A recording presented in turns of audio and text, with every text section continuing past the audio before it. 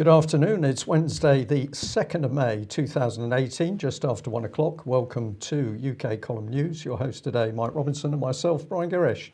We're delighted to be joined by Alex Thomson with Eastern Approaches, and of course, Alex talking from the lowlands of the Netherlands.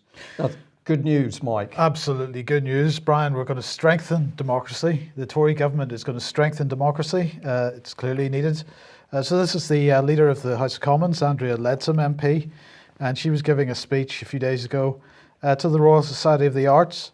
And she said, you know, when we think of democracy, it's easy to think of just voting, but it's about so much more than that. Democracy today is a society that hears every voice, considers every view, counts every hand. Democracy is encouraging open dialogue and embracing rather than recoiling from our differing views. But in recent years, she said, something in our own politics has shifted. Aggression and intolerance is on the rise. Social media presents a very challenging battleground. And as the Prime Minister recognised in a recent speech on standards in public life, public debate is coarsening. So Andrea Leadsom, absolutely clear, in her own mind about how things are. You know, we have to encourage open dialogue, and in order to do that, we've got to shut it down, Brian. Very clear, no problem. So when she was giving this speech, she said she's very proud of our democracy, that she wants to talk about three areas, and those are participation, e-democracy, and securing a parliament. Excuse me. Are you there? I've got something stuck in my throat. It's a frog, probably. Yes, a parliament fit for the 21st century. Now, she's particularly concerned about young people and that young people continue to be underrepresented in democratic processes. So she's going to sort that problem out. She's heard of worrying reports online from student rooms that a third of students have experienced racism on campus, and a shocking report by the National Union of Students claims that sexual misconduct by university staff is rife. So she's going to deal with that. She's going to sort out democracy by creating a lot of e-democracy, and how she's going to do that by shutting down free speech, because she said from blogging to campaign videos. I'm sorry. It's going to have to be the glass of water, which luckily is on hand. Yes, she said, from blogging to campaign videos, the internet has revolutionised the way we interact with politicians in Parliament. The proliferation of fake news. We've seen a trend of selective reporting on debates in the Commons. And of course, there's constant abuse from internet trolls. I know plenty of MPs that have been sent abusive emails from their constituents because websites such as They Work For You have reported them as missing a vote. Now, for those that aren't in the UK, the They Work For You website was hailed over many years as being one of the real fundamental bastions of British democracy, because it records every vote that an MP makes in the House of Commons, and records questions that they ask. It records answers that they give. So it is a fundamental part of transparency in this country. So she's criticising that. And she said that the Department for Digital Culture, Media and Sport has proposed introducing a social media code of practice, transparency reporting, and a social media levy. And so it goes on. And then in terms of building a parliament for the 21st century, she said what we urgently need is a parliament fit for the 21st century. And following last November's allegations, the Prime Minister acted quickly. This is talking about allegations of bullying and so on in the Commons. So they're going to establish a behaviour code that will cover all those working or visiting Parliament, independent services to investigate cases of bullying and of sexual harassment. She's going to set a new set of sanctions available to the Parliamentary Commissioners for Standards, and she's going to make sure that confidentiality will give victims the courage to come forward. So to close then, she said, a democracy that works for all is one where each voter is confident to express themselves in public debate, but don't do it on social media, because we're going to shut that down, and make sure that it's not in any way expressing any opinions that she doesn't like, because it's going to shut that down as well. But anyways, you've got to be confident to express yourself. Each voter is confident that their views will be represented without fear or favour in Parliament by their local MP, so long as they're the views that are held by the local MP. If there's an opposing view, forget it. And she said that each voter believes that they will not be subject to abuse or intimidation.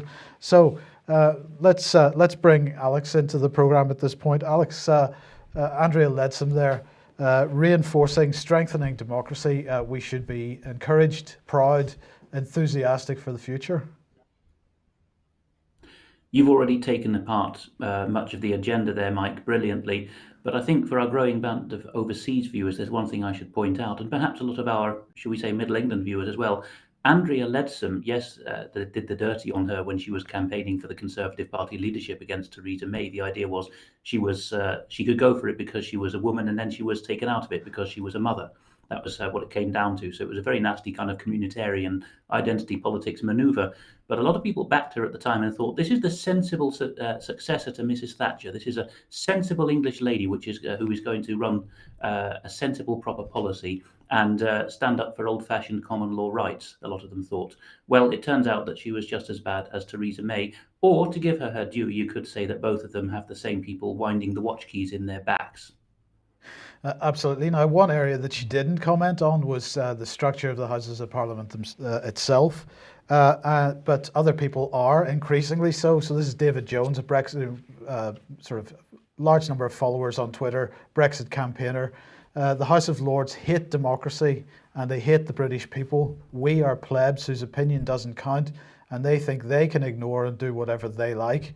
And he links to an Express article, and it's this one. And the headline is, "Unelected Lords are attacking you. Iain Duncan Smith implores Britons to hear appalling comments." And this is a truly appalling article. It says that unelected peers think British voters are not intelligent enough to know what they want. Iain Duncan Smith has said, as he slammed arrogant peers for voting against government's Brexit bill. He has revealed his outrage at the unrepresentative House of Lords after it voted down 3 key Brexit bills on Monday night. Speaking on BBC News, he said many of them said some quite arrogant things about the British public, that they really aren't intelligent enough to make this decision.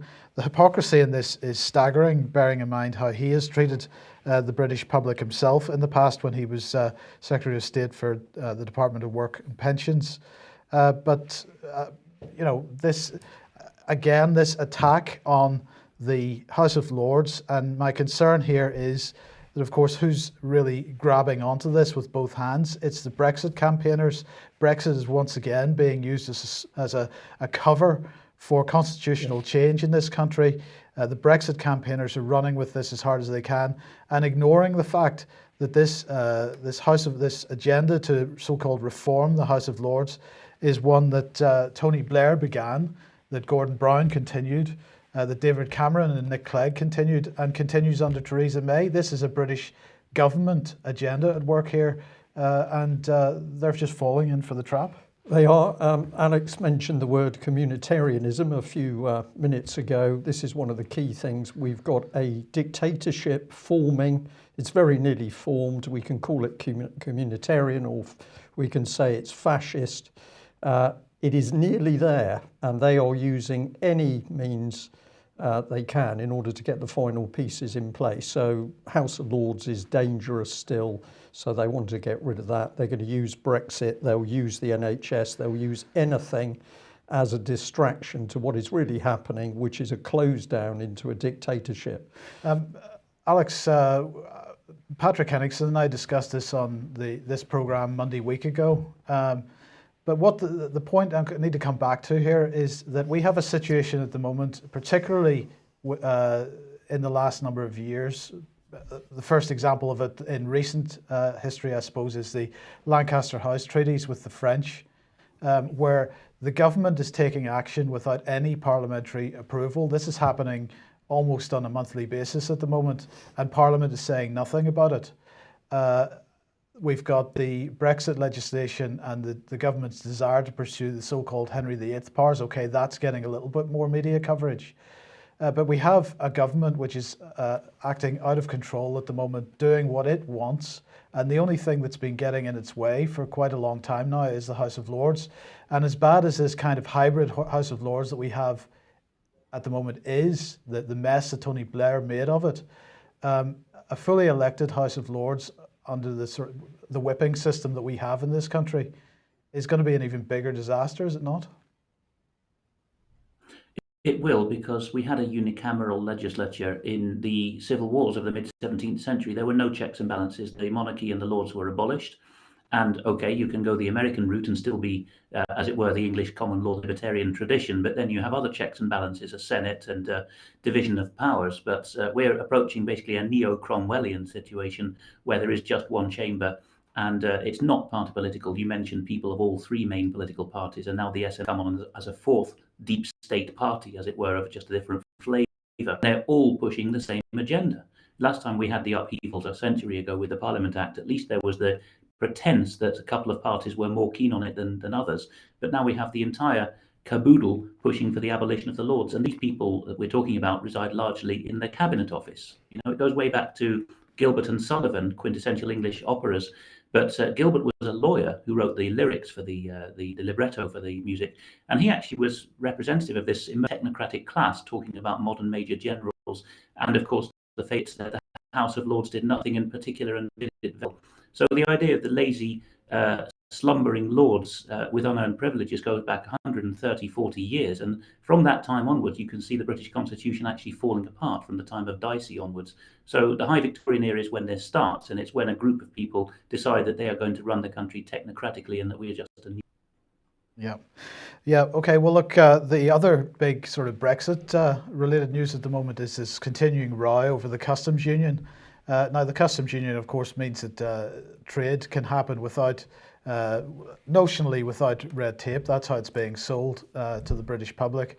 And of course, the problem for the Brexit side really is that a customs union requires open borders. It requires us to be subject to the European Court of Justice and so on. And these are issues that they want to separate Britain from, or institutions that they want to separate Britain from. Theresa May now talking about a customs partnership. This is part of her ever deeper and ever more special relationship that Britain will have with the European Union in the future. This has caused a huge row. So quite a number of MPs have signed a letter, including Jacob Rees-Mogg, trying to encourage her to drop this idea. But this comes down, Alex, to this, once again, to this whole business of Brexit without the exit, that actually we're going to end up pretty much in the same position we're in at the moment, with one or two things changed. And to my mind, the main reason for those changes is because Britain wants to pursue a global trade arrangement, which is outside the European Union. I think the European Union supports this idea, and we're going to end up with a deal, but it's going to be a deal that ends up looking very similar to the position that we're in at the moment. And of course, this is a problem. Now, the question then is, what do people that are on the Brexit side of the argument do about this? Because it seems to me that quite a number of people who are Brexit or have been Brexit campaigners are sort of, there's quite a bit of energy being taken out of the Brexit campaign, because they sort of almost trust the Tory government to follow through with this, despite the hints that isn't going to happen. I mean, do you think that short of Theresa May losing her position of Prime Minister and Corbyn coming in as Prime Minister, and obviously bringing the Labour Party with them, who have a lot of Blairite support in there and are pro-EU, do you see any opportunity for or any energising of the Brexit campaign that could prevent this from happening? And also the other question is, the Northern Irish border, of course, is still the elephant in the room. Both of those points that you very correctly raised, Mike, are, again, sorry to use this phrase a lot, but they're Middle England problems. People on the near side of the continent, where I am now, know about the constant flow of people and trade, and they have this old-fashioned thing called industry, and they actually send goods to and fro, which seems to be not done in Britain anymore. So they know about goods and services and people being a problem. Likewise, in Northern Ireland, there's the daily presence of a border and cross-border trade. If you're in the Shires, in large parts of England and Wales, you don't recognise this. And so you just think that the EU is a few people sitting in fancy chairs in a couple of institutions in Brussels and Luxembourg. And that is how people are being strung along on both of these issues. A kind of navel-gazing view of the world. It's a blessed privilege that we have living on our own island, especially if you're in the middle of it with nothing else bothering you. But no, the parties are not going to trouble their support bases with these questions. It will only be tackled if people stand as independents, not bound to any party system, actually to talk about getting the country out of the European system definitively. A party will not do that because it will be lobbied. Yeah. Okay, well, let's move on to the American Navy. This article that you've got here, Alex, fascinated me because I can say many years ago we had the situation where the Royal Navy decided it was going to make people lieutenants straight from university, no experience. This was a disaster because, of course, with 2 stripes on their arm, these people were regarded as being professional, educated, knew their job, but in fact they didn't, and this meant they made decisions, some of which were dangerous, and the scheme was withdrawn. So I was fascinated to see the Americans here starting to say that they're going to have people at captain level with no experience of the military at all. And quite. And what this comes from in the Navy Times is testimony by Vice Admiral Robert Burke, who's Chief of Naval Personnel, talking in Washington about this move to get people up to 06, which is the most senior rank short of generals. Or admirals in the case of the Navy. It's the equivalent of colonel in the other service branches. These are not, captain in the army sense. They would be commanding vessels if they were at sea, but they're going to be desk-bound cyber experts. And what we're being told is the US Navy needs cyber specialists and great engineering minds, and they need 6-figure salaries to be lured away from Silicon Valley. So patriotism has gone out the window, just like the Marine Times reader's letter I featured last time, where a chap said that patriotism no longer drives the services, the forces. It's a culture of fear. And we see in this article also that the law being proposed will not limit these so-called direct accessions. That's hire a one step down from general straight out of college. It would not limit these direct accessions to exclusively cyber. Instead, the law is being rewritten to give wider latitude for future needs. Britain has the same thing now. We have 7 Brigade. I think it's tri-service, although it's nominally army. And yes, the name sounds ominous, but that's how you say it in military terms. You don't say 77. 7 Brigade is over 1,000, all officers spending all day behind their keyboards pretending to be people whom they're not, on social media to discredit the likes of us. Well, the other thing is, Alex, I think this helps bring in corporatisation of the military, because you bring in the big salaries. These people are going to be working, we'll say, directly with Silicon Valley. You're starting to get rid of the whole idea that the military is there as a public servant. I think this is something much deeper. But I did enjoy this image here, which seems to sum up life pretty well on board HMS Queen Elizabeth. And I'm going to say once again, we are being very hard on our defence reporting. This in no way is a slight on the servicemen and women who are serving at the moment. We think, though, we've got an obligation to tell the truth about the pitiful state of Britain's armed forces and the fact the British government is letting down servicemen and women by the lack of equipment, spares, manpower and more. What have you got here in these 2 side-by-side images? On the left, we have a skit, which I think a chap called Owen Higgins, who goes by Constitutional something, or Owen McFreeman on Twitter. He is Constitutional Realist is his handle, with a bit of abbreviation. I think he's the producer of it, but it's a mock-up of the Royal Navy's HMS Queen Elizabeth advertising posters, as it were, because the Queen Elizabeth is now at sea, but famously without any fighters on deck. And our contention is that it will be pan-European fighters that it gets, because it's a European asset. And the pilots are running over across the top of the decks, as it were, to jump off the side, with children's toy planes strapped around their middle, and one saying to the other, "Scramble, lame ducks, no excuse if you haven't found your sea legs after the extensive sea trials." And in thought bubbles, they're imagining themselves being in, I think those are GR7s, aren't they? Which we've strapped now. One's a GR7, Harrier, and the other is Harrier side on. And on the right, to show that this is a US problem as well, the Marine Times. Sadly, the Marine is third in the pecking order when it comes to plane upgrades and spare parts and engineering. They're having real problems now.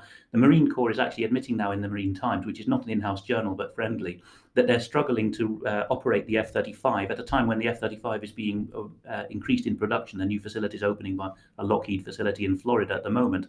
The Marines are actually saying, well, we can barely fly the things in Japan. We don't have the spare parts. So, the boondoggle increases, and US and UK seamanship and airmanship are really now in a very parlous state. Yeah, as a result of deliberate government policy. And we have Yes, the Herald here saying brand new Royal Navy vessel hit by a series of failures just days after entering service. And I have to say, some of these quotes that you've underlined here, Alex, are spectacular. They're saying that bolt heads were found to have been cut off and glued back in place. This is spectacular maintenance. Sabotage. Yes, I think this is a case of sabotage. The Herald is a Scottish paper and a bit ambiguous on Scottish independence, which of course is bogus independence because it's in the EU superstate. But I'm calling this the worst case yet of Royal Navy unseaworthiness, because the Clyde used to knock out the world's best warships, of course, and then shipbuilding as a whole took a hit in the 70s. And now we have shipbuilding on the Clyde, but the problem is the lies coming out of the Ministry of Defence, saying at the bottom, instead of calling the industry their vendors, they're saying our industry partners, in this case BAE Systems. It's normal for us to work with industry partners to make some rectifications to ships, but an internal memo, which the Sunday Herald in Scotland's got hold of from just last week, says our reputation has seriously deteriorated on the back of recent operational performance. We need everyone in naval ships, as a department of BAE, to consider what the barriers are to right first-time performance in your area.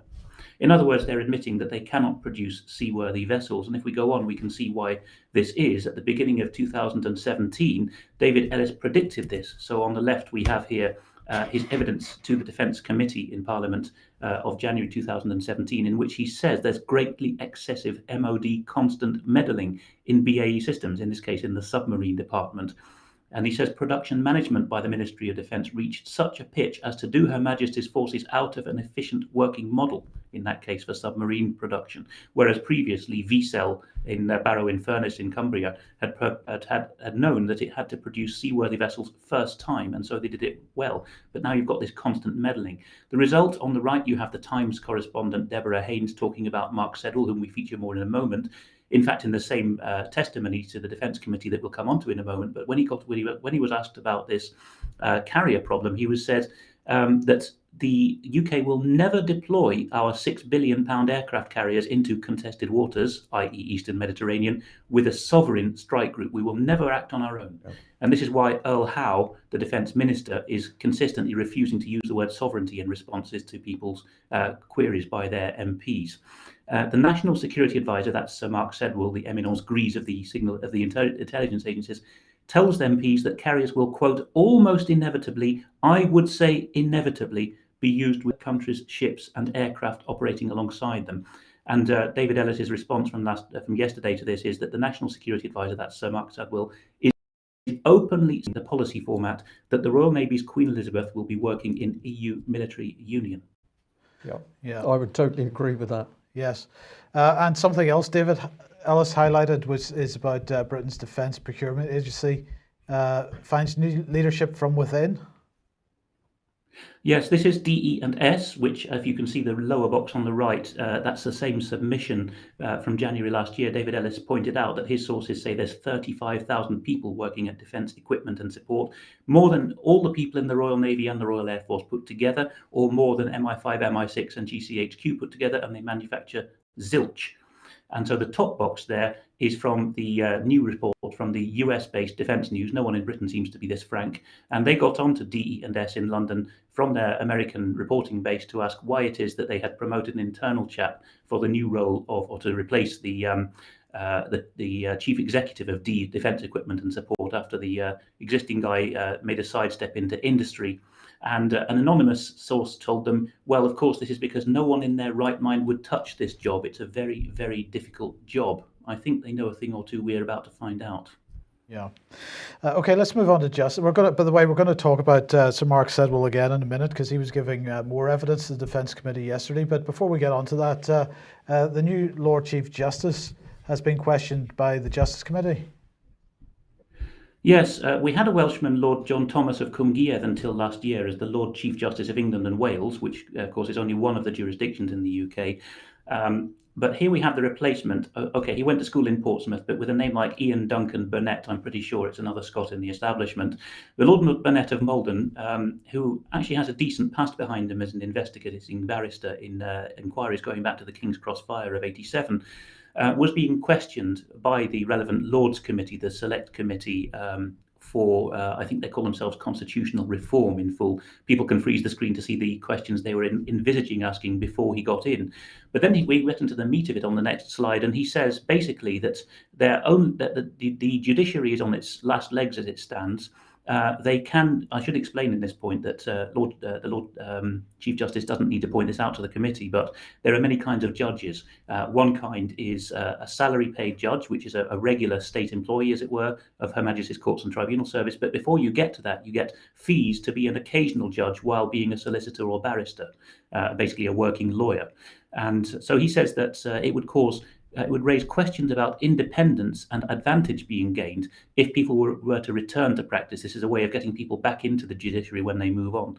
Then he's talking about the retirement age, trying to force people or induce them to stay on past 70, which he calls the height of their powers, not something the ancient Greeks said. They said someone was the wisest at 60 and then they went downhill, which is not to insult the elderly, it's just a fact of life. Your concentration diminishes.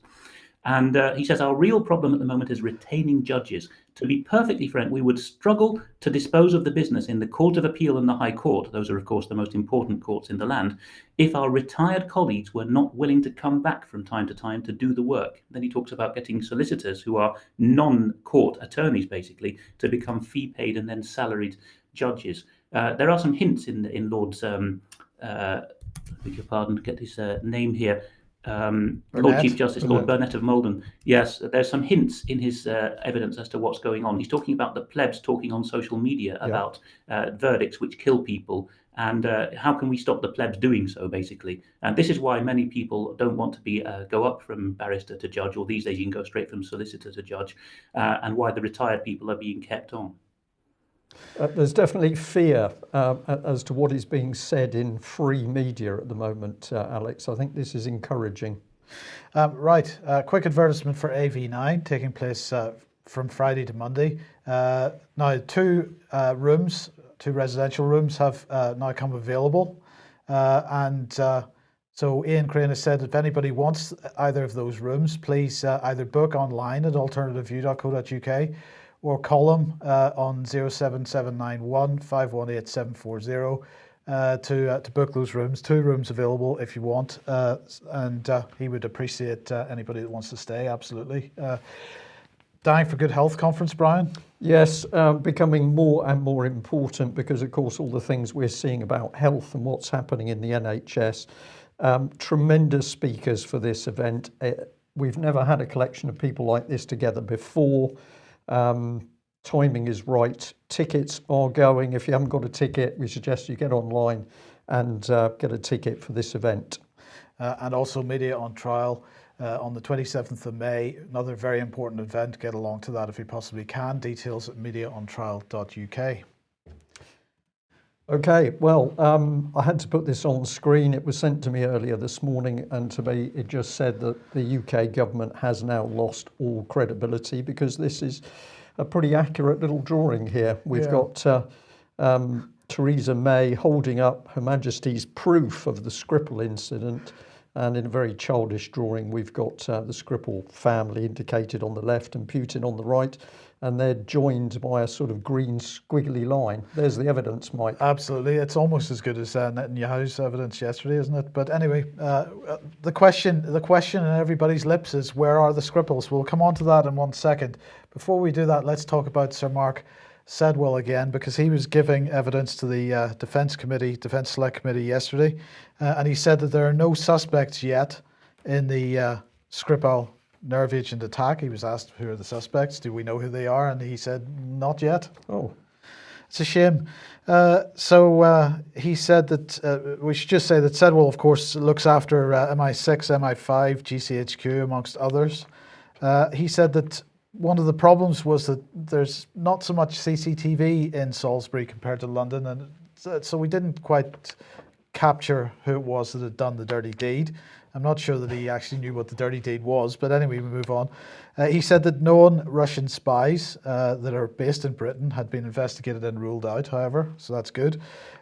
He said that he was commenting on the fact that he had released classified intelligence on the Skripal case a few weeks ago, which supposedly showed that Russia had tested whether nerve agents could be delivered through door handles or on door handles. And he said that the decision to go public with that classified intelligence was taken to help counter Russian disinformation. He said that the attack raised questions about whether the police and MI6 should have done more to protect the Skripals. There was no mention, of course, of Pablo Miller, no mention of his MI6 handler whatsoever. The police, who are responsible for protective security, and the various agencies alongside them, are reviewing the security of all people who might be vulnerable in that way, he said. That was the Skripals. Actually, the main part of the evidence that he was giving was about the defence review, and it's 3 hours of evidence. I haven't been through it all yet, so that'll be for another programme. But that's what he was saying on the Skripals. But as I say, the question is, where are the Skripals? Now, the Mail today had this article: fresh heartache for family of Sergei Skripal, who say they're being stalked by a Twitter troll claiming to be the poisoned ex-Russian spy's daughter. And in the sort of subheads, it says, Twitter account claiming to be Yulia Skripal 33 is trolling her family. It claimed the poisoned spy's daughter was now living in the US after recovery. Tweets including claims of being pumped full of drugs by Western doctors. Well, in fact, some of the tweets that had been sent out through this account said things they want me to lose my memory, rescue me. Another one said, I'm being killed by drugs, I feel like I'm drunk, please rescue me. And so the question is, as I say, where are the Skripals? I know that other media outlets are starting to ask this question as well. But Alex, I find it incredible that here we are in 2018 and two people that have been the subject of such crass media coverage over the last few years have been grabbed by the security services, it seems, and disappeared. And all we actually have is a statement allegedly from Yulia Skripal, but which was in fact made by the Metropolitan Police on her behalf, and another statement by a senior manager in the hospital. And other than that, we have no oversight of what has become of these two people whatsoever. It may be one of the reasons why the Home Secretary has just resigned. I think that's a bit sensationalist to claim, but I'm getting a sense of it. Back in 2002, so 16 years ago now, we had the case of a British banker kidnapped in the Caucasus, and I was going up to my share of what was effectively daily meetings on the whereabouts, or what was known about the whereabouts of this man. Okay, that was a Brit abroad, but this is Russians in Britain, but very high profile and political in both cases. And the FCO and all the agencies would coordinate daily with a host of Whitehall ministries as well about this. So it is inconceivable that Her Majesty's government doesn't have regular whereabout meetings on the Skripals because of the unequal political sensitivity of it. So a large number of people, including collectively the ministers of the Crown, must know where the Skripals are. But the public isn't to know where they are. And I mean, obviously there's been discussion in recent days of the existence of D notices on this, on the whole case. Is this another indication that a D notice is in place, do you think? Yes, I'm quite convinced that a D notice is in place, as Craig Murray and Clive Ponting have said, because it is, in fact, it's openly talked about by the media. Serving and former, but especially serving MI6 officers, Miller is supposedly a former one, but who knows? There is a convention at the least imposed voluntarily by the press to avoid denosis is that these men are not named. There was a treasonous case in the US of Valerie Plame being outed, but she was a serving undercover CIA officer, very different from a retired chap living out on Salisbury Plain who has political questions to answer. So the press is playing along here, but it may be that a denotice, which for foreign viewers is a ban on the press mentioning certain things, may be in place. Yeah, because the process of putting that denotice in place is itself secret. So this is a wonderful circular secrecy that we have here in UK. Well, let's have a look at this.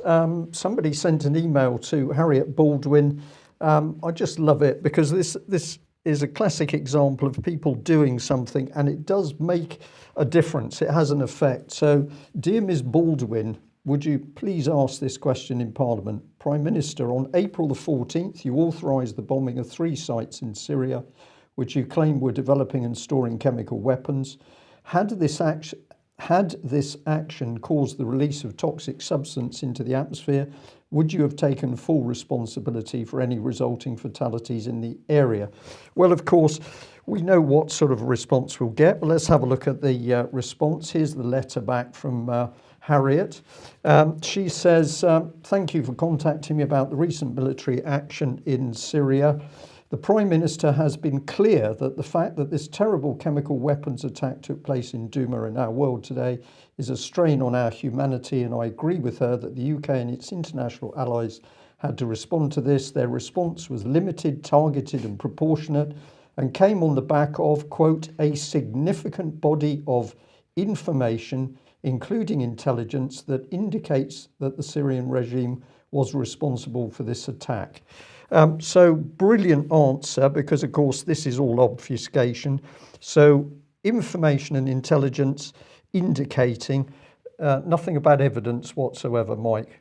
But she refused to answer the question. Indeed. Would the government take Correct. Responsibility? She refused. So brilliant email. Thank you very much, the person, for sending that to us. And this is just the sort of thing to put pressure in the right way on MPs, not to let them get away with what they're doing, to challenge them in a polite, reasonable and professional way every minute, every hour of every day. Now, one of the things that we notice, Alex, is that anytime there's a Syria-related article in The Guardian, especially if it happens to mention the white helmets, for example, that comments get closed very quickly. Certainly comments get censored, and if the comments are going against the narrative in the article, the comments are closed so nobody can post any further comments. But you wanted to highlight one particular comment from I think it was yesterday, the day before. This was posted under an article by Diana Darke, D-A-R-K-E, whom you featured yesterday, on whom I would say she was only at GCHQ as a graduate Arabic trainee for 3 years, and then she immediately got to become the launcher of the Arab world's first Reuters-like news service in the Sultanate of Oman, when her Arabic would be okay, but certainly not brilliant enough to do that. So I think she's been protected by someone her whole career. But under the article, Harry Carmichael, the time is too short to read it all out, but wrote a very polite and to the point response, talking about the use of Chechens and Uyghurs, the use of Jaish al-Islam, Nur ad-Din Zinki, followers of Vanessa Beeley and others will about these, al-Nusra and other affiliated groups. He says the 30-year history of internal Mujahideen is staggering, because if Diana Darke had been pretending that the West was only calling for us to get involved. And Mr. Carmichael... Right, Alex, I'm sorry, but your audio is breaking up really badly there at the moment. Maybe the best thing to do is for you to drop the call and restart it again, and we'll move on through. Yeah, if that's okay. Okay, well, let's bring in the BBC, and just fascinated by this this article, which caught my attention this morning. RAF strikes on IS in Iraq may have killed civilians. Well, there's a possibility, Mike. So let's see how the BBC dealt with this. A source inside the coalition fighting the Islamic State group has told the BBC he believes civilians have been killed as a result of RAF airstrikes. The source, who's not been named to protect his identity, said it was impossible to conduct a bombing campaign in highly populated areas like Mosul without killing civilians. And then Jonathan Beale's article, when we look through it, this is the reporter that's written it, the BBC's defence reporter. It just quotes Mod. The Mod says, the Mod insisted, the Mod admitted. So he doesn't question or quote a single person, single living person, civil servant, military officer or MP. It just repeats what the Mod says. It's really incredible journalism. He then mentions a group called Airways, which has been monitoring civilian casualties, and Airways says it's likely that between 1,000 and 1,500 roughly civilians died in the fighting in Mosul. And it then quotes a gentleman called Chris Woods of Air Wars saying, it's simply fanciful to claim no civilians have been harmed by the RAF. We don't live in a world of magic bombs and missiles that only kill bad people. So interesting to see the BBC maybe getting on the side of, well, who's causing the wars and the death. But there's some funny things in this article, and I think we'll start with who is Air Wars and who's Chris Woods. Well, here's Air Wars, and what do they have to say about themselves? Well, of course, they're seeking transparency and accountability from belligerents and advocating on behalf of non-combatants, and they're putting out some statistics about people being killed. This would be quite useful statistics, but how reliable is it? Well, look at this. It's a collaborative, not-for-profit transparency project. You feeling happier now, Mike? I'm Yes. feeling confident. There's a pressing public interest need for independence, trustworthy assessments. So what sort of people are in this collaborative, transparent, trustworthy, independent organisation? Well, here we go. Chris Woods. And what is his background? Well, he worked for the BBC's Newsnight and Panorama as a senior producer. He also ran the Bureau of Investigative Journalism, or helped do part of that. So this is a BBC man quoted in a BBC article, but not declared. Salim Habib, Baghdad-based researcher. He's worked as a researcher and field producer for many international news organisations, including, surprise, surprise, the BBC. We've got Kinder Haddad, Dutch-Syrian journalist, former BBC Panorama journalist. We'll come on to Bula, this organisation, in a minute, but they're all BBC people. Oh, independent then? Independent, transparent as muddy water. And this is disgraceful journalism by the BBC, where we haven't got real people commenting, we've got BBC flunkies being brought forward. Well, bring in The Guardian, because you've got to have The Guardian in with where the BBC is. So here's Alex Hopkins, is a sub-editor for The Guardian and Observer's syndicated news services. So these people are creating their own news. But the BBC article is fed to the public as if it's a genuine article. Where does the funding come from for Air Wars? The Joseph Rowntree Charitable Trust, and oh my goodness, it's Open Society. So this is George Soros funded. This is not independent or transparent at all. And this is the media creating its own media to report in a circle. Here they are reporting information which they boast has come from the White Helmets. And this is some of their preferred sources: Syrian Network for Human Rights, Syrian Observatory, the White Helmets, Bellingcat. This is just a circular news system, Mike. Absolutely. It's incredible. Now, if we remember Bulbula, this lady here from Air Wars, why should we be interested in that? Well, she set it up. Here we are. What is it involved in? Media training. And who is the driver for the media training? Well, it brings you to this lady, Esther Stanhope. And who is she? Well, she's an ex-BBC guru in sort of leadership and promoting yourself, working for the BBC and the big banks. But this is all BBC world-class journalism, Mike. And here's the man himself. I went to visit Jonathan Beale's Twitter page. Oh dear. UK column is blocked.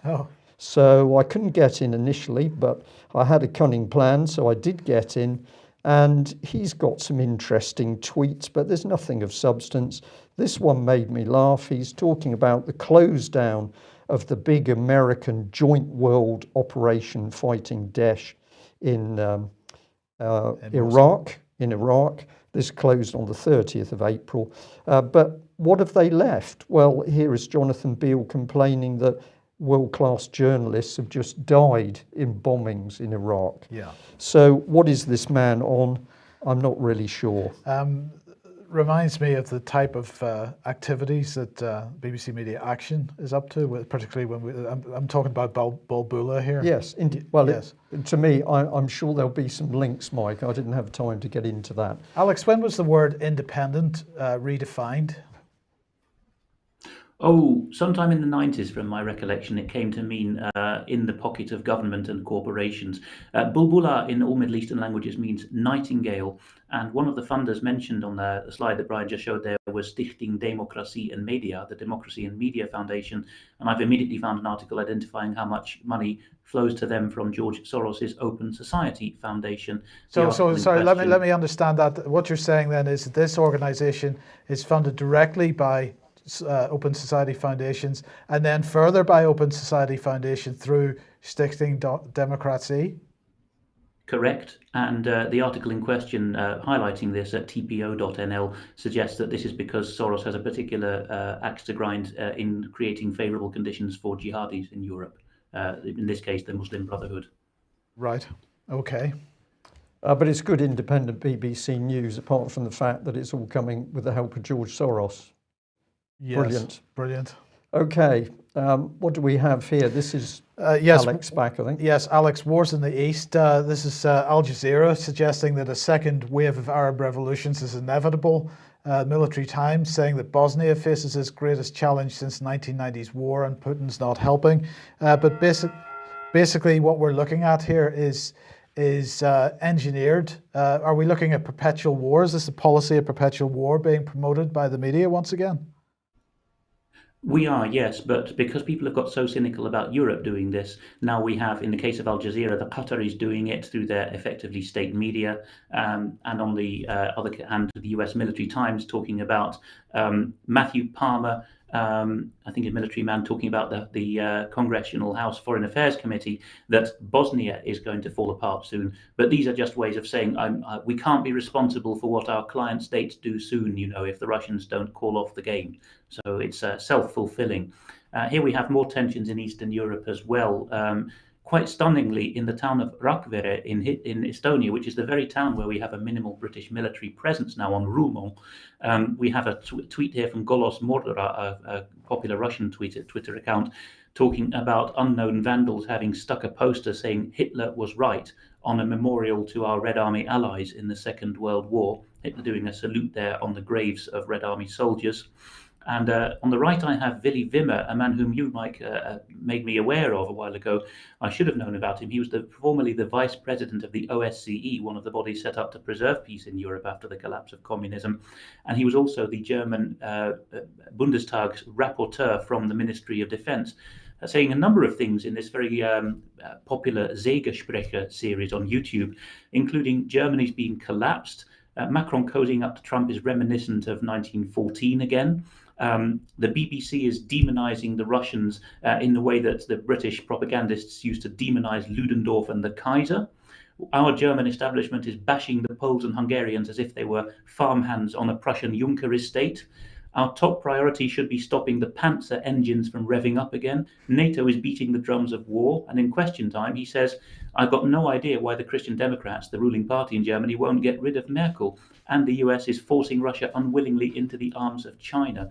But the key things Wimmer said, and this is the German deep state speaking, signaling that they're fed up with the Allies, is he said the Allies tolerated us being a national interest country with social democracy as long as it was useful to win the Cold War. But as soon as that happened, from 92 onwards, the Allies stopped tolerating our social model. He says the German Interior Ministry is there for camouflage because all the decisions are made by Merkel. And he says as soon as we moved the capital from Bonn to Berlin and then palmed off most of the power to Brussels, we lost our sense of national interest. So quite an astonishing litany of things that Willy Wimmer is saying. And this is a man who has the ear of German old money and the older generation of German politicians. Yeah. Okay. Well, look, we're short of time, but we've only got a little bit more to cover, so we'll run on through it. Alex, just briefly bring us up to date with where the Hofschröer appeal is at. Through the amazing generosity of donors, we are about halfway or more towards the €11,000 or £10,000 sterling that we need for the first more time-sensitive appeal, which is for Peter Hofschröer to get out of psychiatric gulag in Austria. We've put the link on screen again, or you can go to leachy.com and find it, or via UK Column as well. This may be the last week to raise the remaining 4,000, so we're asking people to dig deep if they can, please, because we have a lawyer lined up, but the court transcript verdict has now come out, and counting from the 2 weeks from that, we think we only have until the 9th of May to avoid the court imposing its own lawyer who will do nothing for Peter Hofschröer. So this is quite urgent now, but we know we can count on people to assist generously. Sorry, Alex. Who is actually running this appeal? This appeal has been set up by Andy Peacher, who is known to some of our viewers. So the UK Column has no financial connection to it. Andy Peacher is dealing with leachy.com, which is a French-based fundraiser, which have the bogus objections which British and American fundraising sites did. So they are agreeing to collect the money. We hope they will agree a partial payout when we get up to €11,000 or equivalent in sterling, so that Andy Peacher can have that money sent straight to the Viennese lawyer, whose name we're deliberately not mentioning to avoid him being targeted. But anyone who wants to talk to me or Andy Peacher about it can do so. Here we have a Canadian supporter offering Duck Itch, one of her watercolours, for $400 Canadian to go towards the appeal. So you can find that on the Federation of Canadian Artists site. Thank you very much, Jean James. And we also have messages which have been smuggled out from Peter Hofschröer. And these are quite concerning. This tells you the problem. He's being treated as if he were mad, but physically intact, whereas in fact, he's physically suffering and mentally sane. So this is a real gulag twist. In recent messages, he says, the visiting ombudsman laughed at me when I asked him to report that I am not being treated for my arthritis, a gum infection, etc. And he keeps saying that the doctors say, 9, we are not going to treat you for physical ailments and we refuse to send you to other hospitals. He adds, I am unable to sleep from constant pain. The hospital where he's being kept has had the information necessary to treat me, that's the physical ailments, from the time of my admission, over half a year ago, and is clearly being deliberately negligent here. My joints and back have not been x-rayed. So it really is up to the public now to make sure that he gets a decent lawyer on this case, because nobody else is going to do anything. Yeah. Okay, Alex, thank you very much for that. And let's say we're talking about human rights here. I'll use that expression, but it's taken an Italian newspaper to start telling the truth about what really happened to Alfie Evans. Now, we are short of time, but all I'm going to say is that if you find this online, the English translation's pretty good. It talks about the fact that his ventilation tubes weren't replaced for over 5 months and they were found full of mould. After his ventilation was removed, of course, his lungs weren't really strong enough to be supporting him. He should have been weaned off that ventilation, but to take him off immediately was to help provoke his death. They talk about doctors not being allowed to see him, and he was given no immediate antibiotic therapy. So this little boy was basically being gently, or maybe not so gently, pushed towards death. Nutrition wasn't given. He wasn't given fluid, so he was also dehydrating, and this is a very, very cruel way for anybody to die, whether it's an elderly person or a child. BBC not reporting this, British mainstream papers not reporting this. It's taken this Italian paper, so we'll say to our viewers and listeners, please have a look for that. Alex, can you just pronounce the name of that paper in Italian for us? It's called La Nuova Bussola Quotidiana, meaning the new daily compass, and it's a pro-life site in Italy. The key point they make there is that Pavel Stroilov, one of the family's lawyers, had to throw an oxygen mask over the heads of the police cordon. And this was to defy the High Court, because Judge Hayden had been told in the hearing that Alfie would die within a matter of minutes of being removed from a ventilator, which was far from the truth, as it turned out. And a friend's just highlighted a Christian Legal Centre article from this morning, pointing out that the Alderhay Hospital and the Solicitors Regulation Authority are so nasty about this now They're going after Stroilov in particular for daring to suggest that the family could remove Alfie, in other words, making the public aware of these cases, and for suggesting that Alder Hey could be prosecuted for murder, which of course is something that Dr. Ron Paul has also said. So the state is coming for you now if you make the public aware of these crimes. Alex, thank you for that. Well, let's just end on these images here. We showed this yesterday. This was Alfie in soiled clothes, and as a lady pointed out to me, it's not a nappy that's been left on a bit too long. This would be a nappy that's literally been on him for probably weeks in order to get this amount of soiling on the clothes. This was the state of his nasal tube. I mean, it's just horrific. But somebody got in touch with us and sent us this, which I find very interesting indeed.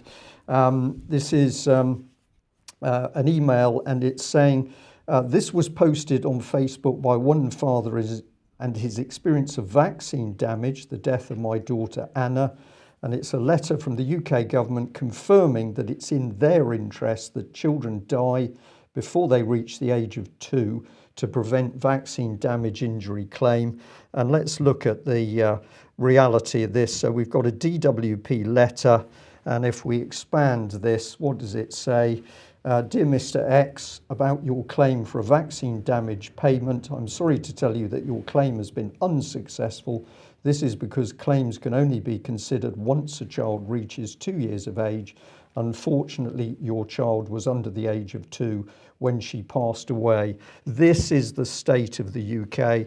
We have a rising fascist government which says it can take any child when it decides to, via the use of social services. When that child has been taken, it can be put in an abusive care system, or the British government can simply order that the child dies. Alex, 20 seconds and we must close.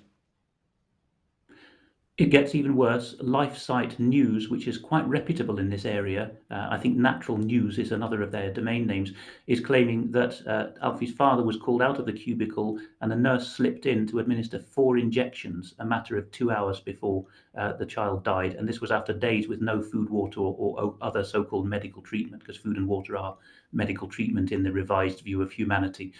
So extremely serious questions here. And I have of to course, I should add that Alfie Evans was only a few days away from his second birthday, which would have been, I believe, the 6th of May.